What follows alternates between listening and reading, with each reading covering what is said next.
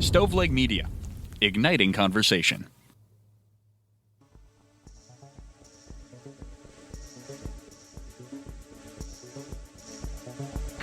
Welcome to True Crime to Go. What can I get for you? Yeah, I'm looking for like a holiday special. Do you have anything about Santa Claus, but crime related?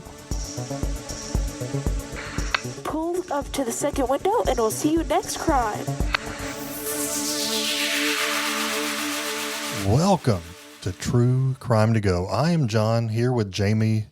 Merry almost Christmas, brother. It is almost Christmas. It feels Christmassy outside. I think my family put up our Christmas tree right after Halloween. So let's go ahead and get the Christmas, I don't want to say over with. That sounds crass, but I'm ready for it. It's weird to me, dude, that you love Easter so much but hate Christmas. It baffles me. I mean, it's mostly spiritual reasons. I mean, Christmas has an amazing meaning, but how many things do we do that actually reflect that meaning versus other things? I don't know. But yeah, I'm a big Grinch, Scrooge type guy.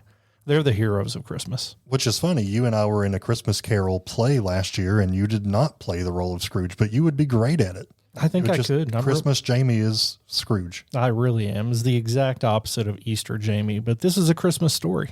I say that. Well, I do remember giving like orphans Christmas presents that you coordinated. So that's not Scrooge-like. You just hate you hate your children. Yes. At Christmas time. Hey, I hate spending my money. All right. So Jamie, we do have a Christmas themed story, and this is actually like we're kind of joking around, but this is a really tragic case. So why don't we kind of hit reset on our attitudes, and I'll ask you to get the ball rolling. Yeah, it really is. This is a tragic event that happened in Southern California in 2008. It's called, if you search it online, the Covina Massacre.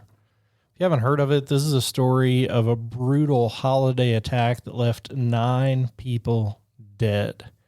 And it's really got a lot to do with family dynamics, which are a big complicated part of the holidays, and some revenge. Yeah, it's one of those stories that will really stick with you. So the Covina Massacre happened on Christmas Eve, and that's when a man named Bruce Jeffrey Pardo showed up at his ex-wife's family gathering party and opened fire on them. It was a massacre that left a whole community reeling. Yeah, I mean, it sounds brutal right off the bat, but let's break down what happened. Bruce Pardo was 45 years old at this time, and his life had really been falling apart. He and his wife, whose name was Sylvia, had gone through a messy divorce. To make matters worse, Bruce was having some real financial trouble, and he had even had some cosmetic surgery that went wrong. So his marriage has failed, he's got no money, and he is not looking the way that he wants to. Wouldn't that be awful to like have a problem with something on your body and you go to have it fixed and you come out and it's worse than when you started? Yeah, that's horrific. Let alone all the other stuff that was going on. But that's when things would take a pretty dark turn. So he was still bitter about the divorce. So he showed up at her family's Christmas party and he was wearing a Santa suit. And as if that isn't creepy enough, it's what he did next. He had a handgun and an assault rifle with him, and he planned to take revenge on all the people that he blamed for his downfall. Which he blamed a lot of people. So he went in and opened fire. Like we said, several people were shot. But he had also rigged his house with explosives, intending to set it off after he left the party, potentially catching anybody else in the crossfire or in trying to stop him or investigate him. Thankfully, that bomb didn't go off. But it just shows more about his mental state and what he was willing to do. So when he arrived at this party, he opened fire on the people that were there. He ended up killing his ex-wife, Sylvia, her parents, and then several of her relatives. So the total body count from the party ended up being 9. And one of those was, I mean, this is all tragic, but as if it couldn't get worse, one of those victims was an 8-year-old girl.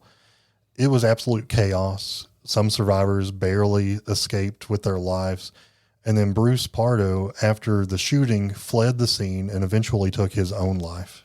It's one of the worst mass shootings in California history. And again, it's a combination of personal issues, mental health, anger, and revenge. Pardo's actions were the result of some real bitterness that he held toward his wife and toward those that had kind of started the spiral down this negative path that was his life. And as we know, I know I joked about being bitter about it, but this is a time when you're supposed to be happy and celebrating and peaceful.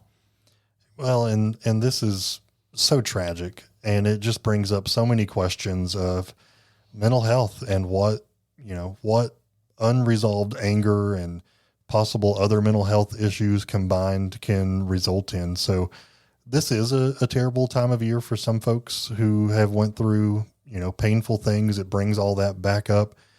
I'm not trying to be a therapist and sell you something, but if you're dealing with stuff in your own life, it's okay to go to talk to somebody about it. Not saying that would have prevented this, but it surely could not have hurt anything.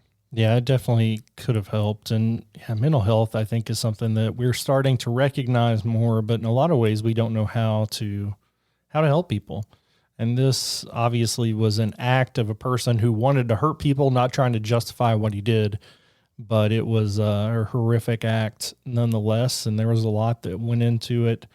Thankful there weren't more casualties from this. 9's a lot, but there could have been a lot more, especially if that bomb had gone off. So yeah, a horrible Christmas memory for anybody that knows somebody that was involved in this. It's so wild that seems to be such an MO for mass shootings, right? Like you will carry out the shooting and then take your own life, but then at your place where you live, there's typically explosives there. Like, yep. I'd be interested to talk with someone who works at the FBI for like a profiler and see like, what is that all about? Yeah, like what brings a person to that? Yeah. What is it about their situation that makes them seek maximum casualties? So yeah. And then rigging their own place to explode afterwards. Like you have to get your one last hoorah in there. Yeah, no, it's definitely brutal, and glad that bomb didn't go off. But guys, we appreciate you hanging out with us through this Christmas themed true crime to go. It's been a crime story in 10 minutes or less. Would you like crime with that?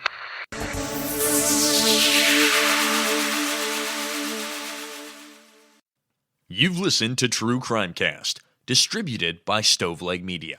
Check out stoveleg.com to find out more about your hosts and to find other podcasts to listen to. Stoveleg Media, igniting conversation.